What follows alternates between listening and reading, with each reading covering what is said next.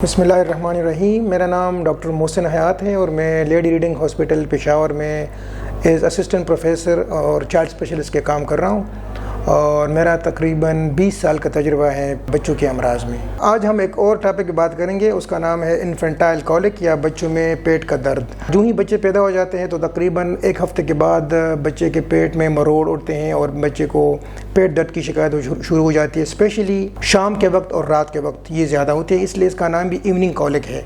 इसका एक दूसरा नाम भी है, उसको कहते हैं 3 मंथ्स कॉलिक, यानी बच्चों में 3 महीने की उम्र तक ज़्यादा होता है। वैसे ये 1 महीने से लेकर 4 महीने के बच्चों में ये पेट दर्द की शिकायत बहुत ज़्यादा हो जाती है। पेट में मरोड़ उठते हैं, बच्चा बहुत ज़्यादा रोता है, कभी कभार उल्टी भी कर देता है और बच्चे का रंग भी कभी कभार थोड़ा सा नीला हो जाता है। तो हम पेरेंट्स को काउंसिल करते हैं कि इसमें परेशानी की कोई बात नहीं है, ये माँ के दूध के साथ भी हो सकता है और बॉटल फीडिंग दोनों के साथ हो सकता है।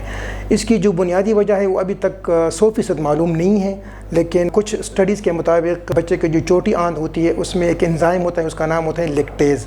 अगर उसकी कमी हो तो फिर दूध में जो लैक्टोज़ होता है, जो दूध का मेन कंटेंट है माँ के दूध का भी और बोतल के दूध का भी, वो लैक्टोज़ ही होता है। लैक्टोज़ को डाइजेस्ट करने के लिए लैक्टेज़ एंजाइम की ज़रूरत होती है। अगर लैक्टेज़ की वजह से कम है, जो बाज़ बच्चों में कम होता है, तो लैक्टोज़ प्रॉपर तरीके से जो है हज़म नहीं होता, उसकी वजह से पेट में गैसेस बन जाते हैं और बच्चे को पेट में दर्द की शिकायत होती है, पेट में मरोड़ उठते हैं और बच्चा बहुत ज़्यादा रोता है।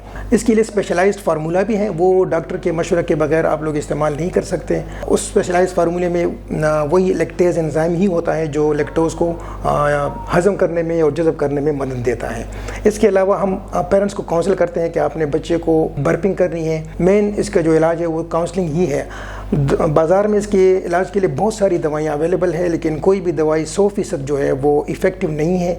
तो मेरी पेरेंट्स से गुजारिश है कि आप लोगों ने डॉक्टर के मशवरे के बगैर कोई दवाई इस्तेमाल नहीं करनी। जो कॉमन दवाइयाँ इस्तेमाल होती है घरों में वो कॉलिक है, स्पाज़मोडीन है। पेरेंट्स से मेरी गुजारिश है कि आप इन दवाइयों को इस्तेमाल ना करें डॉक्टर के मशवरे के बगैर, क्योंकि इन दवाइयों का हमने एक साइड इफ़ेक्ट भी नोट किया है कि उन बच्चों में फिर कब्ज़ की शिकायत शुरू हो जाती है। तो आपने एक बीमारी को ख़त्म करने के लिए जो दवाई इस्तेमाल की है, एक दूसरी बीमारी साथ में शुरू हो जाती है, फिर आपने उस बच्चे को 4, 5, 6 महीने तक कब्ज़ की दवाई भी खिलानी है।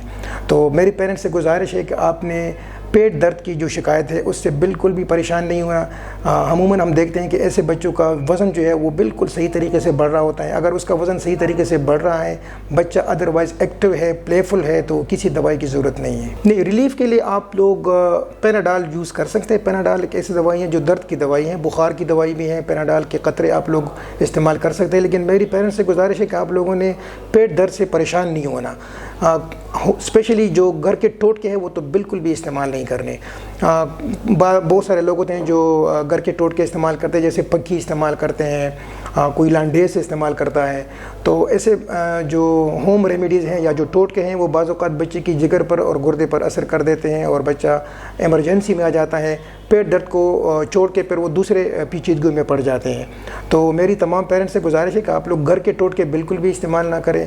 माँ के दूध के अलावा आप लोगों ने बच्चे को 6 महीने से पहले कुछ भी नहीं देना और ये 3-4 महीने में खुद ही ठीक हो जाते हैं।